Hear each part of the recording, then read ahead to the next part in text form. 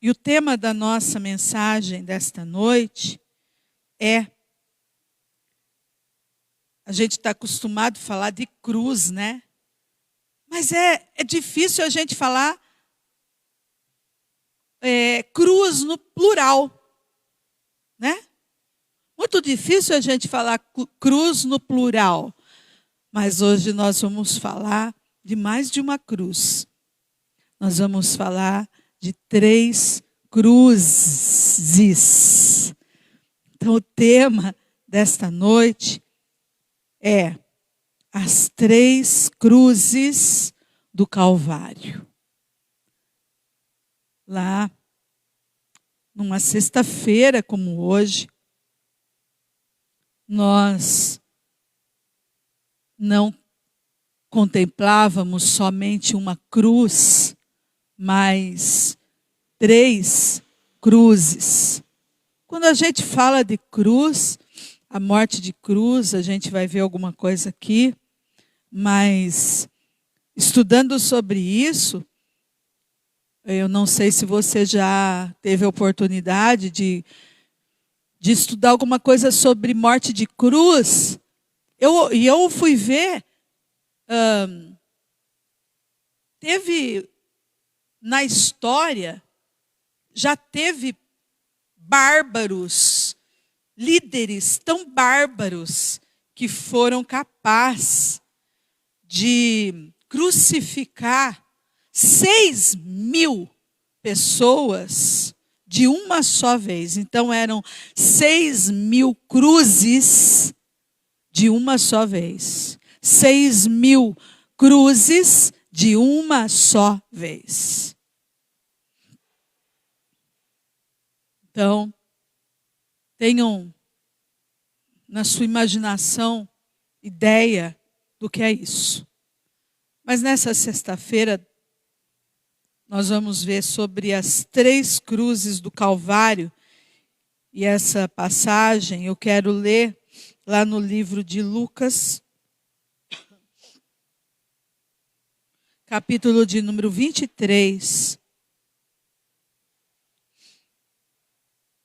Eu falei verso 33, mas na verdade o 32 já vem falando, né, sobre isso. Quando Jesus é pregado à cruz, e vem falando sobre aqueles que foram conduzidos com ele. O verso 32 fala que também conduziram outros 2 que eram malfeitores para com ele serem mortos. E quando chegaram ao lugar chamado a Caveira, ali o crucificaram, e aos malfeitores, um à direita e outro à esquerda. E dizia Jesus: Pai, perdoa-lhes, porque não sabem o que fazem. E repartindo as suas vestes, lançaram sortes. E o povo estava olhando, e também os príncipes zombavam dele, dizendo: aos outros salvou, salva-se a si mesmo, se este é o Cristo, o escolhido de Deus.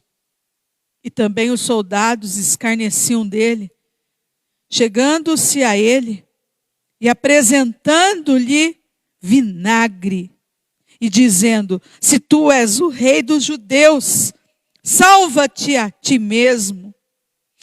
E também por cima dele estava um título escrito em letras gregas, romanas e hebraicas: este é o rei dos judeus. E um dos malfeitores que estava pendurado blasfemava dele, dizendo: se tu és o Cristo, salva-te a ti mesmo e a nós. Respondendo, porém, o outro repreendia-o, dizendo: tu nem ainda temes a Deus, estando na mesma condenação?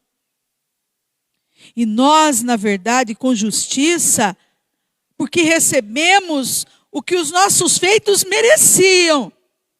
Mas este nenhum mal fez. E disse a Jesus: Senhor, lembra-te de mim quando entrares no teu reino. E disse-lhe Jesus: em verdade te digo, que hoje estarás comigo no paraíso. Pai, quantas vezes eu já li essa mesma passagem, mas desde ontem ela falou comigo de uma forma tão diferenciada. E nós precisamos escolher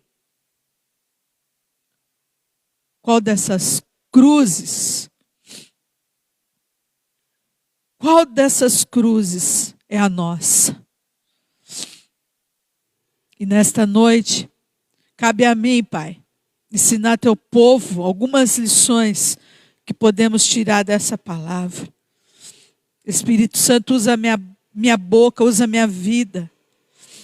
Usa-me, Pai, mesmo na debilidade.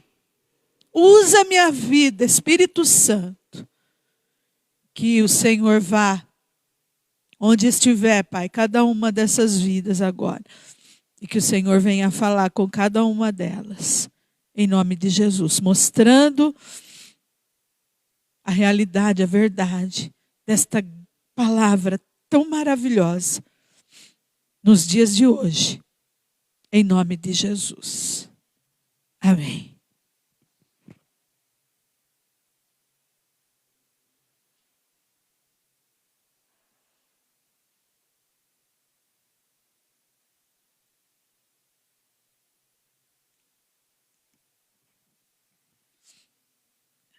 Graças a Deus. Os romanos, eles usavam a cruz para punir, para punir as classes inferiores, os escravos, os criminosos, aqueles criminosos mais violentos e os rebeldes. E eles então, os romanos, eles se especializaram nesse tipo de tortura, não só física, mas mental, emocional. Era uma condenação vergonhosa e também era praticada publicamente. Geralmente, para vocês entenderem, a vítima, ela era crucificada nua e ela não tinha o direito de ser sepultada dignamente. O corpo era deixado para os animais comerem ou jogado no lixo público, até então ele se decompor. A dor física é quase impossível de se descrever. A gente tem aí estudos que nós podemos ver a respeito da morte de Jesus, que fala alguma coisa de como foi, do que Jesus realmente sentiu, mas são estudos, porque na verdade a morte por crucificação, ninguém viveu para contar o que realmente sentiu numa morte de crucificação. Joséfo, ele foi um historiador e ele declara: a morte de cruz é a mais desgraçada de todas as mortes. E ali agora, numa sexta-feira como essa, está Jesus, o Filho de Deus, às 12 horas, ao meio-dia, com um calor insuportável, em uma daquelas 3 cruzes, está Jesus, o Filho de Deus, ao lado de 2 malfeitores, 2 bandidos. A Bíblia diz que Jesus, ele está no meio. Um malfeitor à direita, o outro à esquerda. 2 bandidos. E é uma cena que fica na nossa memória para sempre, quando nós entendemos o que realmente essa cena significa. 3 homens em agonia, pagando pelos supostos crimes cometidos. 3 cruzes aparentemente iguais. Aparentemente. Pense comigo. Aparentemente iguais. 3 cruzes.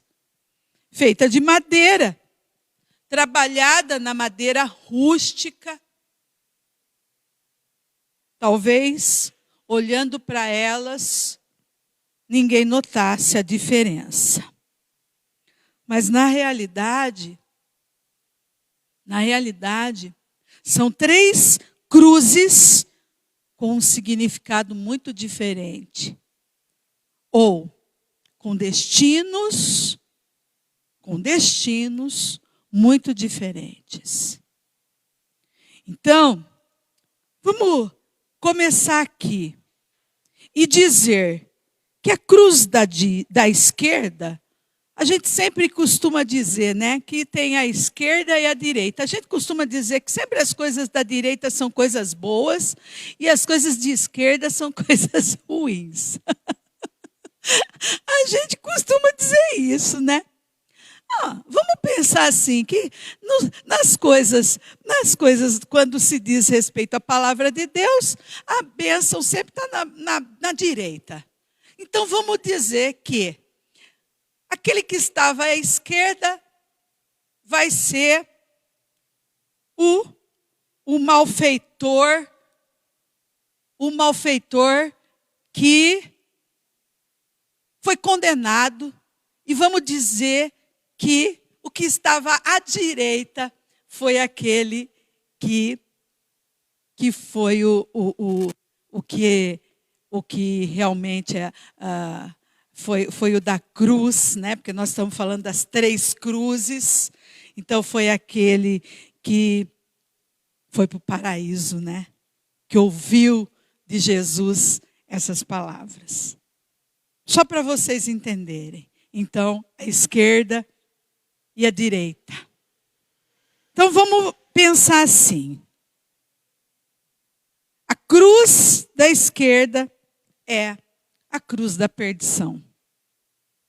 Capítulo 23 aqui, no verso de número 33, ele fala: e quando chegaram ao lugar chamado a caveira, ali o crucificaram, e aos malfeitores, um à direita e o outro à esquerda. Então aqui estão as 3 cruzes. A cruz da direita, a cruz da esquerda e a cruz do meio. Jesus está no meio. Jesus está no meio. E os 2 malfeitores, o da esquerda e o da direita. À esquerda está então a cruz da perdição, a cruz da condenação, a cruz daquele que foi incrédulo. O verso de número 39 diz: e um dos malfeitores que estavam pendurados blasfemava dele, dizendo: se tu és o Cristo, salva-te a ti mesmo e a nós. Então aqui não está dizendo se ele estava na esquerda ou se ele estava na direita. Eu estou fazendo uma analogia. Eu estou colocando ele na esquerda. Vocês me entendem? Eu estou colocando essa cruz na esquerda. Só para a gente entender.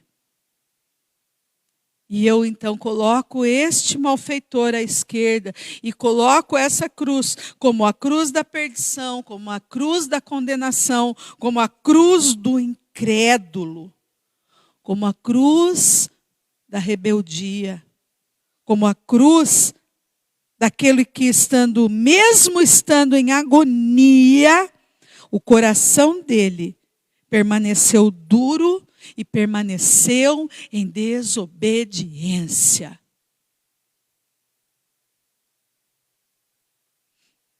Veja bem, ele continua, mesmo estando ao lado de Jesus, ele continua com seu coração duro. Ele continua, ele diz: se tu és o Cristo, salva-te a ti mesmo e a nós. A incredulidade. Ele agiu como muitos de nós agem, ainda nos dias de hoje.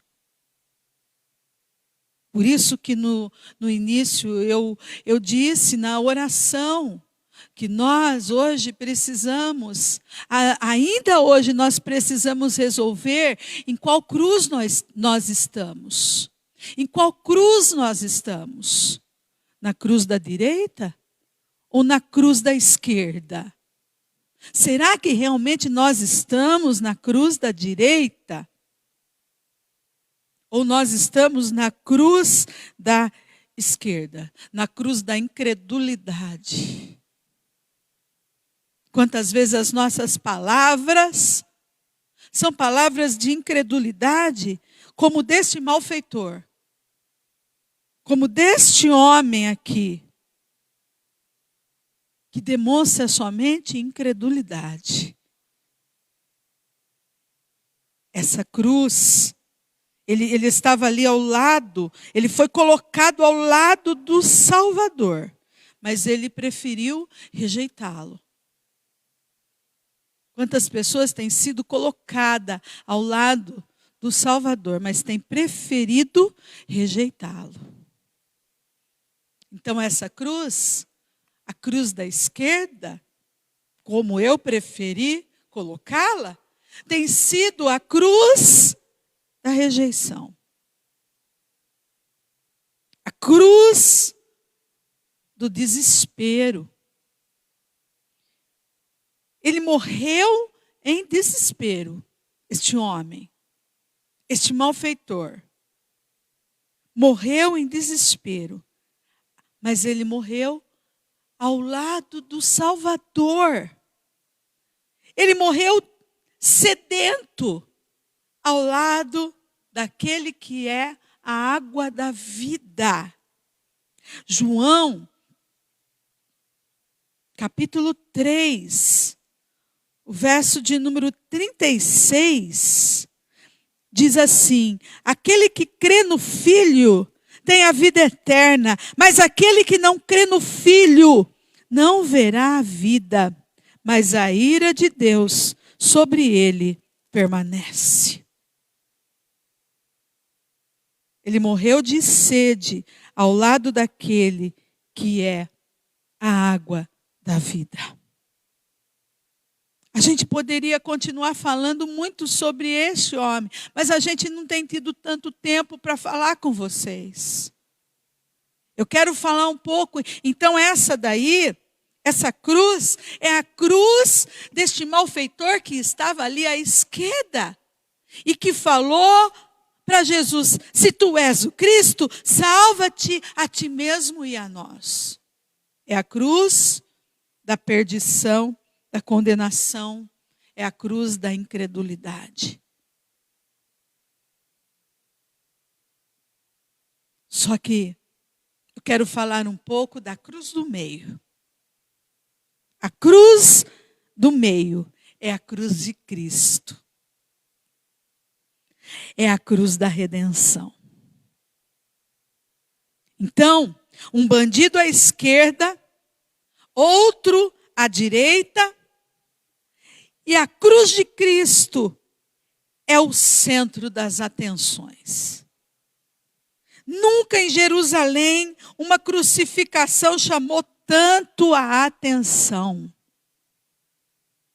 O que chamava a atenção naquela crucificação não era nem o bandido que estava à esquerda, nem o bandido que estava à direita, mas o que chamava a atenção era aquele que estava no meio. Era a cruz do meio que chamava a atenção nessa crucificação em especial. Antes de ser crucificado, Jesus, ele esteve diante de Pilatos, ele esteve diante de Herodes, e todos assistiram ao julgamento de Jesus. Nos seus 33 anos de vida, ele foi ao mesmo tempo odiado e amado, admirado e desprezado. Suas palavras despertaram fé, mas também despertaram ódio. Esta é a cruz do meio. Esta é a cruz do inocente. Lucas, aí mesmo no capítulo 23, só que lá no verso de número 1 e verso de número 2 diz assim: e levantando-se toda a multidão deles, o levaram a Pilatos e começaram a acusá-lo, dizendo: havemos achado este pervertendo a nossa nação, proibindo dar tributo a César e dizendo que ele mesmo é o Cristo, o Rei. Então a mesma multidão que há alguns dias atrás, estava gritando com as suas palmas nas mãos, com seus ramos nas mãos, gritando: Hosana, Hosana, bendito que vem em nome do Senhor. Hosana, salva-nos, salva-nos. Agora é a mesma multidão que está ali dizendo para Pilatos, dizendo: nós estamos aqui nesse julgamento, querendo que ele seja condenado. O homem da cruz do meio. Todavia, o próprio Pilatos reconheceu que este homem da cruz, esta era a cruz do inocente, que este era, Pilatos, ele reconhece que ele era inocente. O verso de número 4 diz: e disse Pilatos aos principais dos sacerdotes e à multidão: eu não acho culpa alguma neste homem. Eu não acho culpa alguma neste homem. Jesus, ele era inocente, não só diante das leis humanas, mas ele também era inocente diante das leis de Deus. Ele era inocente diante das leis de Deus. Lá no livro de 1 Pedro,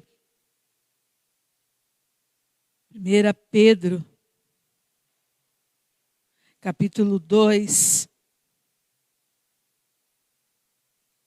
verso de número 22,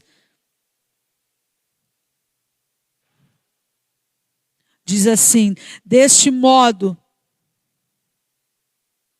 1 Pedro, estou em segunda, peraí, já acho aqui. 1 Pedro 2, 22. 1 Pedro,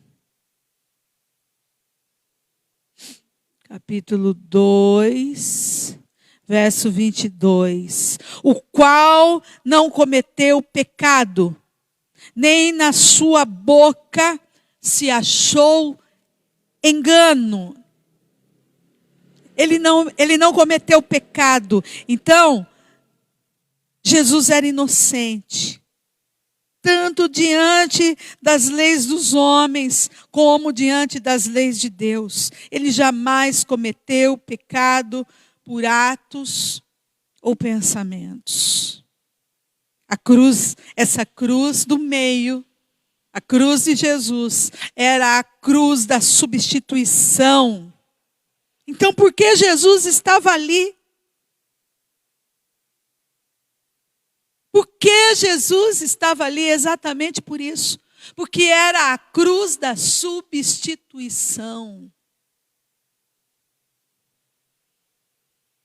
Ele estava substituindo eu e você. Ele estava tomando o lugar meu e seu. Ele pagou pelos pecados da humanidade, pelos meus pecados, Ramanaia, Shamanás, pelos seus pecados. Isaías, capítulo 53, esse capítulo é tão lido por nós, mas cada vez que nós lemos, irmãos, é como se ele entrasse dentro de nós. Capítulo 53, eu quero ler só 3 versículos. Isaías 53, o verso 4, 5. Verdadeiramente, Ele tomou sobre si as nossas enfermidades, as nossas dores, Ele levou sobre si. E nós os reputamos por aflito, ferido de Deus e oprimido. Mas Ele foi ferido pelas nossas transgressões, moído pelas nossas iniquidades. E o castigo que nos traz a paz estava sobre Ele. E pelas suas pisaduras fomos sarados. E o verso de número 12 diz assim: pelo que lhes darei a parte de muitos, e com os poderosos repartirá ele o despojo, porquanto derramou a sua alma na morte e foi contado com os transgressores. Mas ele levou sobre si o pecado de muitos, e pelos transgressores ele intercedeu. Amaramanaya. Ele intercedeu pelos transgressores. Nessa Bíblia que eu tenho, tem uma anotação que fala: as pessoas ofereciam por seus pecados sacrifícios de animais. Aqui, o imaculado servo do Senhor se oferece pelos nossos pecados. Ele é o cordeiro oferecido pelos pecados da humanidade.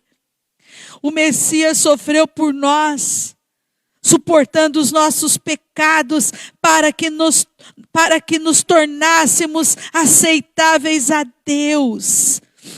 O que podemos dizer diante de tanto amor?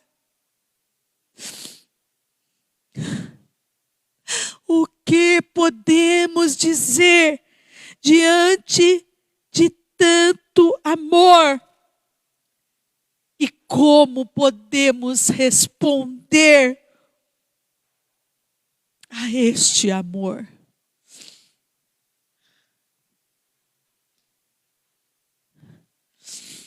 Como podemos responder a este amor? Aquela era a nossa cruz. Aquela era a nossa cruz. Aquela era a cruz da salvação.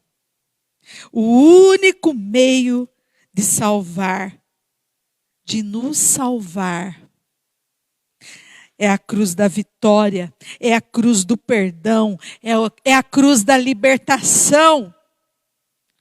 João, capítulo 3. Eu quero ler esses versículos, porque é a palavra, queridos. Como a palavra é viva. Como a palavra é viva.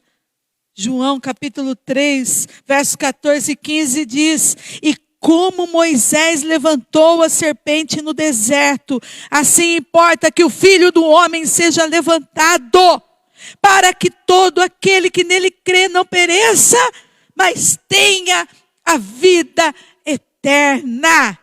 E olha o verso 16, porque Deus amou o mundo de tal maneira que deu o seu Filho unigênito, para que todo aquele que nele crê não pereça, mas tenha a vida eterna. Essa é a cruz do amor, porque só o amor pode explicar tanto sofrimento em favor de alguém. Esta é a cruz do amor. Agora, essa é a cruz do meio. É a cruz de Jesus. Agora, vamos tomar a cruz da direita como a cruz daquele outro ladrão.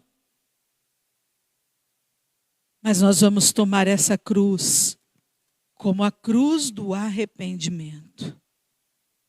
Lucas, vamos voltar lá para Lucas, capítulo 23, né? A cruz do arrependimento é também a cruz do culpado. Este homem, ele não era bom. Ele não era bom. Ele não era melhor que o outro homem, o homem da esquerda. Interessante isso, não é? Ele não era melhor, ou ele não se colocou numa posição de melhor do que aquele que estava à esquerda, na cruz da esquerda. Ele não se coloca numa posição de melhor. Ele também era ladrão, ele era malfeitor, ele era bandido, ele era assassino, ele merecia a morte. Ele merecia a lei de Deus, ele merecia a lei dos homens. Mas essa cruz é a cruz da fé. Ele sabia que Jesus era Deus. O verso de número 40, enquanto o da esquerda dizia: se tu és o Cristo, salva-te a ti mesmo e a nós. Ele, o da direita, ele responde, porém o outro repreendia-o dizendo: tu nem ainda temes a Deus, estando na mesma condenação. Ele sabia que Jesus era Deus. Então essa cruz é a cruz da fé. Mesmo ele estando na mesma condição. Essa cruz é a cruz da fé. É a cruz da convicção de pecado.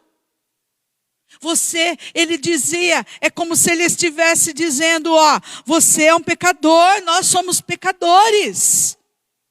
E ele sabia que era pecador. E por isso, ele confessou seus pecados. E ele não procurou se desculpar. Era como se ele estivesse dizendo, eu assumo os meus crimes. Eu sou tão mau que eu mereço morrer. Essa cruz é a cruz da confiança no poder salvador de Jesus. O verso de número 41 diz: e nós, na verdade, com justiça, porque recebemos o que os nossos feitos mereciam. Mas este nenhum mal fez. Ele estava dizendo, nós merecemos, mas ele, o que ele fez? Ele é inocente. É a cruz da confiança no poder salvador de Jesus. O verso 42 diz, e disse a Jesus, Senhor, lembra-te de mim quando entrares no teu reino. Olha a confiança, olha a fé no poder salvador de Jesus. E eu pergunto a você, se vocês estivessem em igual situação, você teria coragem de fazer tal pedido, como este homem fez? Você teria coragem de fazer tal pedido? Esse homem confiou que Jesus tinha amor suficiente para perdoar os pecados. Confiou. Por isso que é a cruz da fé. Que tinha poder, que tinha autoridade para dar a vida eterna a ele. Essa fé tem faltado para muitos de nós. Muitos duvidam do poder de Cristo para salvar. Este homem, o homem da esquerda, o homem da direita, este homem da direita, ele também morreu. Ele morreu nesse dia, nesse mesmo dia. Mas antes dele morrer, ele ouviu de Cristo. O verso 43 diz: em verdade te digo, hoje estarás comigo no paraíso. Hoje estarás comigo no paraíso. Essas palavras constituem uma das maiores provas de que a salvação é gratuita. E é para isso que eu estou aqui hoje, para te dizer isso. Ele era um bandido. Ele não teve tempo de ser batizado. Ele não teve tempo de orar. Ele não teve tempo de mais nada. Hoje nós estamos vivendo dias assim. A pessoa, essa semana mesmo, morreu uma pessoa com vírus. Ficou 20 dias hospitalizada, sem poder ver a família. Sem poder ver ninguém. Não teve um pastor que pôde ir lá e orar por essa pessoa. E aí? Mas eu tenho certeza que se ela se voltou para este da cruz do meio, eu tenho certeza que se ela somente se arrependeu, eu tenho convicção de que ela foi salva. Ele era esse bandido. E eu acredito que ele se arrependeu. E o Senhor então disse essas palavras a ele. E nessa conclusão, eu pergunto a você, qual é a sua cruz? Qual é a sua cruz? A da esquerda? Da rejeição? Da rebeldia? Da falta de fé, da condenação, da incredulidade, do desespero?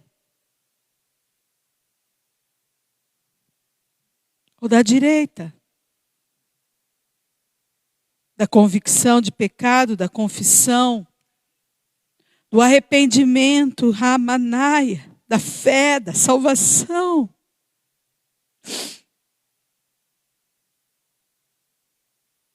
Não importa. Talvez você diga, a minha é da esquerda. A minha cruz é a esquerda. Não importa qual você tenha dito aí no teu coração. Eu quero dizer para você que a solução está na cruz. Está naquele que está na cruz do meio, em Jesus. A solução está em Jesus, no homem que está na cruz do meio. Creia em Jesus e também você receberá perdão, salvação, como aconteceu nessa não história como se fosse um conto, mas nessa grande verdade da palavra de Deus. Não é tarde demais para você. Não é tarde demais para você. Não é tarde demais para você. Em nome de Jesus, se renda ao homem da cruz do meio. Ele está à tua espera. Eu quero orar por você. Eu quero orar por você. Em nome de Jesus, eu quero pedir, o pastor está aqui comigo, eu quero pedir para ele vir orar. Nós temos pedidos de oração. Temos pedidos de oração para o José Brás Ferreira. Nós temos pedidos para a Laurinha. Edna, sempre a Edna está pedindo, né? Para a filha Suelen, para a Luísa Maura Loira, Juliana, Edinaldo, Jorge e família, Andréia Lima, Tereza, é vizinha, né? Que está na UTI, nós vamos estar orando. Vamos estar orando por todos aqueles que estão na linha de frente, né? Nos nossos hospitais, todos que têm trabalhado. Nós vamos estar orando, enfim, com o nosso pastor. Mas eu gostaria que junto comigo, ele orasse em cima desta palavra. A solução para a tua vida está neste homem que está na cruz do meio, Jesus. Feche os seus olhos. Talvez você esteja em desespero. Talvez você esteja em desespero como aquele homem que estava na cruz da esquerda. Mas em nome de Jesus, aquele homem, ele não se rendeu. Naquela cruz ali, ele não se rendeu. Mas o meu pedido hoje é que você se renda a Jesus. Talvez você esteja com tanta ansiedade, com tanto desespero no teu coração, com vontade até de se matar.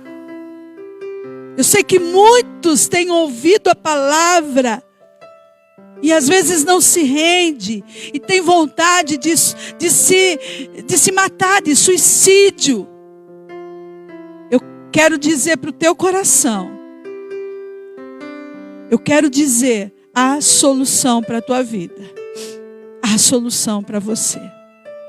Se entregue, a água da vida está sendo oferecida a você.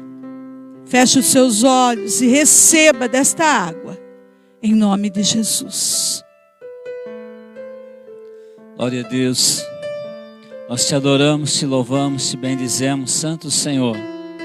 Cordeiro digno de louvor, de honra, de glória e de adoração. Nós fazemos um altar nesse momento e clamamos por tua presença.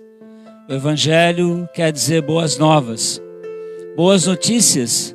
E as boas notícias, elas são aguardadas em meio a tempos difíceis, a tempos de desesperos e a tempo de ansiedade, de medo, a tempo de morte, dificuldade.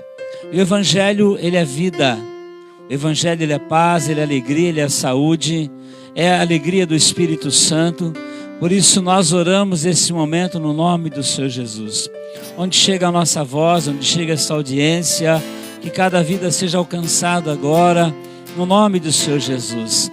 Certa feita, um homem procurou. Era uma palavra que meu servo será curado lá em casa. E nós estamos agora juntamente com as famílias, com os lares, com as pessoas, orando e abençoando no nome do Senhor Jesus. Cada vida, cada casa, cada família, cada pessoa, na autoridade da palavra. O Senhor disse, eu vim para que tenham vida e vida em abundância. O Senhor se esvaiu, o Senhor entregou a sua própria vida para que nós pudéssemos viver uma vida de verdade.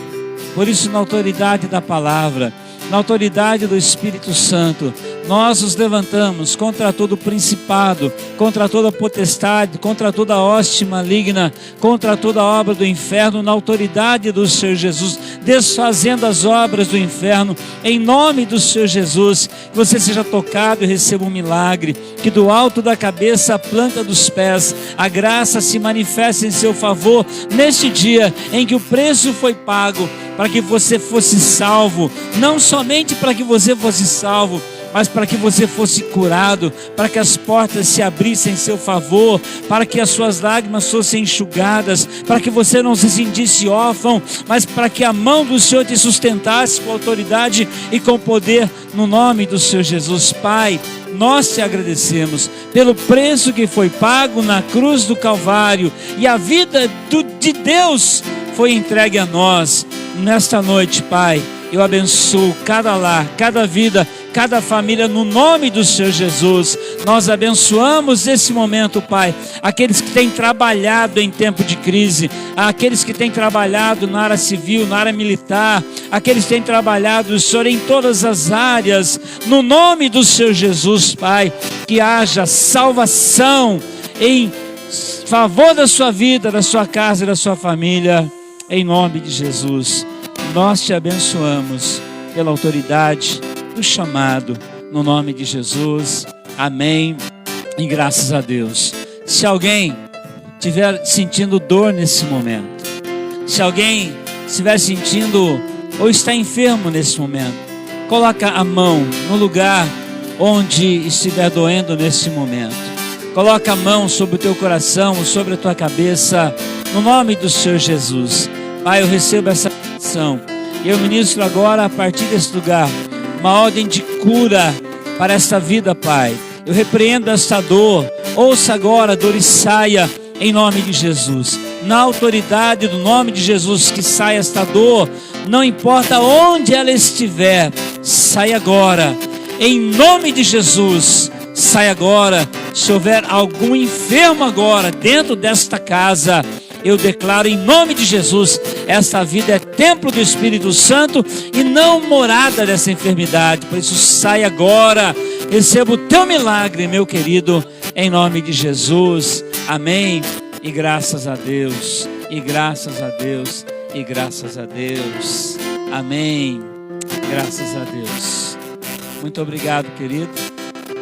Graças a Deus por esse tempo que nós tivemos aqui, na presença de Deus, na presença do Pai e na presença do Espírito Santo, onde você abriu a porta aí da sua casa para ouvir a palavra de Deus. O apóstolo Paulo, ele declara em Romanos capítulo 1, verso 16: eu não me envergonho do Evangelho, porque ele é o poder de Deus para a salvação de todo aquele que crê. Querido, eu tenho algumas considerações para passar para você, em nome de Jesus. Primeira coisa, amanhã é o sábado do silêncio, como nós ouvimos agora, uma criança, ela falando da Páscoa, nós ficamos até emocionados. Estávamos vindo no carro e a filha da Kedma, ela lá de Santa, ela fez lá uma live a respeito da Páscoa. As crianças estão sendo motivadas a isso, a fazer um desenho, a fazer uma live, a falar alguma coisa a respeito da Páscoa. Nós ficamos assim impactados, ela falando da ceia de Jesus na quinta-feira, da crucificação de Jesus na sexta-feira, de sábado sendo o dia do silêncio e domingo o dia da ressurreição. E nós achamos maravilhoso isso, e que as crianças possam, hoje à tarde também algumas crianças desenharam, brincaram, e muito maravilhoso isso. Isso já vai gerando no coração deles o conhecimento da palavra e de tantas coisas que vai servir para eles futuramente, em nome do Senhor Jesus. Essa data, para mim particularmente, é uma data muito especial.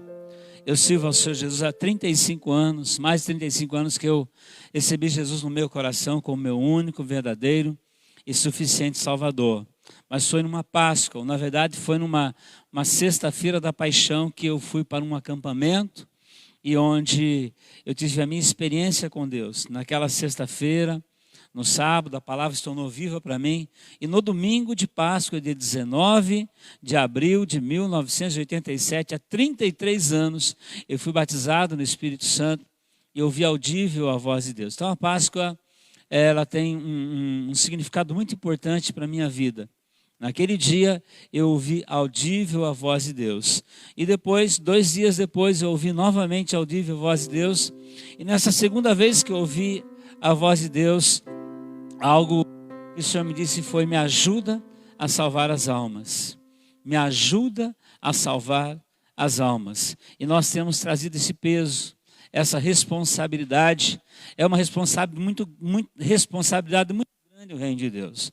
Quando Jeremias cita algumas vezes que ele falava, e alguns profetas citam quando eles falavam, ou na verdade eles só eram um canal, só eram boca de Deus, eles diziam assim: peso da palavra do Senhor que veio sobre mim. Muitos profetas diziam isso: peso da palavra do Senhor sobre mim. Por isso é muita responsabilidade. E por horas e por momentos eu me pego assim perguntando, o que eu tenho feito? Tem alcançado as almas? As almas têm sido salvas? As almas têm recebido Jesus em seu coração? Porque é uma ordem que nós recebemos do céu, um trabalho que nós temos para fazer, mas quem salva é o Senhor. Ele enviou seu Filho para salvar todos aqueles que o recebem. E num dia como esse, Jesus pagou o preço para que o seu nome, o meu nome, o nosso nome fosse escrito no livro da vida. Então amanhã é o nosso dia do silêncio, mas domingo é a nossa Páscoa. E na Páscoa nós vamos celebrar como a Páscoa lá do Egito, todos dentro da sua casa. Todos dentro da sua casa. Então nós passamos isso para que você compre um pão, corte o pão, um pedacinho pequeno, compre ali um suco de uva, ainda que seja de saquinho. É simplesmente o símbolo do sangue de Jesus, para participarmos juntos da ceia do Senhor no domingo, no nome do Senhor Jesus. Outra coisa que eu quero passar para você: vocês viram aqui, a igreja está aberta e os bancos estão vazios, e muitas pessoas têm nos procurado e perguntado: pastor, eu queria ofertar, eu queria dizimar. Aqueles que são da liderança têm assim procurado, buscado, trazido na casa do Senhor, de uma maneira ou de outra. Graças a Deus, né? Deus tem preservado o seu trabalho, o seu emprego, e você deve valorizar isso, agradecer a Deus por isso, por esse privilégio de tantas pessoas que estão aí sem ter um trabalho, um emprego, mas nós cremos que a palavra diz que Davi disse assim: fui moço, hoje sou velho, nunca vi um justo desamparado, e nem a sua descendência a mendigar um pão. E nós temos esse tempo de lives, nesse tempo de tecnologia da inteligência, nesse tempo de tantas coisas aí, bastante pessoas nos assessorando com isso. E alguém desenvolveu um projeto para que você possa ofertar. E aí nós vamos estar colocando na tela, vai aparecer para você um link, tá? Um link. E você pode copiar esse link, ou se você precisar esclarecer alguma dúvida, você que já trabalha com o Mercado Pago, com cartão de crédito, você clicando nesse link, você pode escolher gerar um boleto, você pode escolher pagar pelo cartão, é completamente seguro, Mercado Pago, tá? Você pode escolher um valor, e aí você vai estar destinando esse valor para a obra de Deus, para o reino de Deus. E vocês conhecem a nossa vida, conhecem o nosso ministério, conhecem o nosso trabalho. E essa é uma oportunidade para aqueles que têm prazer, para aqueles que têm pedido, para aqueles que querem, para aqueles que têm trabalhado dessa maneira. Então nós estamos colocando aí para você. Você pode copiar lá, por exemplo, eu quero ofertar R$20. Você vai copiar esse link, digitar ali no seu WhatsApp, e vai abrir uma página para você escolher a maneira que você quer, tá? Se vai gerar um boleto, depois pagar em algum lugar, ou se você vai pagar pelo cartão de crédito, a maneira que você desejar, tá? Você pode fazer. Está aí a tela do lado. Você que deseja, copie, fotografe. Ou se você desejar uma informação, ou que esse link seja mandado para você, há um celular ali embaixo. Você pode anotar. O celular é 19, que é o código da nossa área. Porque eu sei que há pessoas que estão assistindo talvez de outras áreas. Esses dias eu estava transmitindo e um amigo nosso dos Estados Unidos estava assistindo, né? Então é o código da nossa área. E aí o telefone é 98239-9747. 98239-9747. Você envia o valor que você deseja. E aí você vai receber então esse link, onde você vai clicar e você então vai aí fazer a sua oferta com alegria no seu coração, no nome de Jesus. O apóstolo Paulo disse que aquele contribua com alegria no coração. Se for algo que vai gerar qualquer dúvida no seu coração, não faça isso, não faça isso. Mas se for algo que vai gerar muita alegria no seu coração, faça isso e eu garanto para você, ninguém ganha de Deus. Sempre Deus fará mais por você do que você imagina em fazer para Deus, tá? Então, está aí na tela para você, você pode copiar, ou se você tiver alguma dúvida, você pode copiar aí embaixo em nome de Jesus. E eu quero abençoar nesse momento cada dizimista, cada ofertante do reino de Deus, no nome do Senhor Jesus, nosso Deus e nosso Pai Todo-Poderoso. Na autoridade da palavra e na autoridade do Espírito Santo, eu sempre tenho dito que nós não somos pastores por opção e nem por profissão. Nós somos pastores por vocação, por chamado. Nós não somos pastores porque não tínhamos o que fazer ou porque nós usamos isso como meio de vida para sobreviver. Mas nós somos pastores que nós somos chamados para abençoar. A Bíblia fala que quando Eliseu passava por uma cidade, uma mulher ela disse assim: vejo que esse homem que passa aqui é um santo homem de Deus. E ela decidiu investir na vida de Eliseu e Deus recompensou aquela mulher. A Bíblia fala que Elias chegou e uma viúva estava ali pegando um cavaco para fazer um pão. E ela repartiu aquele pão com Elias. E Elias naqueles dias era a igreja do Senhor sobre a face da terra.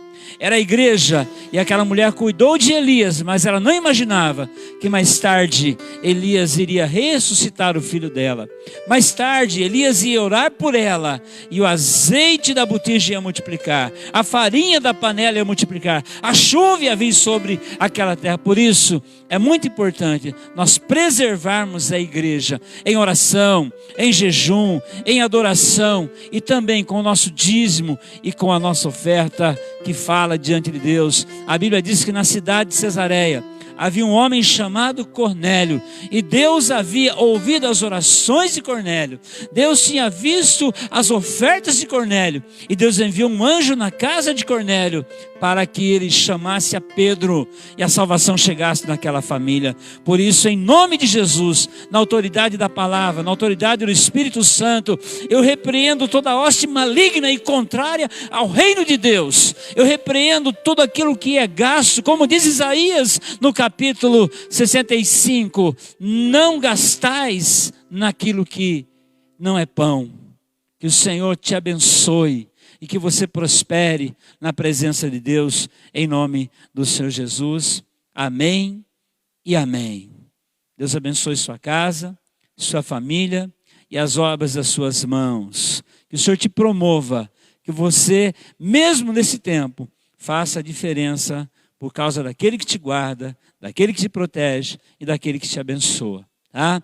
Em nome de Jesus, domingo de Páscoa estaremos juntos, celebrando, participando da ceia do Senhor, em nome de Jesus. Vou dar a bênção apostólica, em nome do Senhor Jesus. Amém, pastor? Que o amor do Pai, a graça do Senhor Jesus, a comunhão e a consolação do Espírito Santo permaneça sobre todos nós e sobre todo o povo de Deus espalhado sobre a terra, em nome de Jesus. Amém e amém. Graças a Deus. Deus abençoe.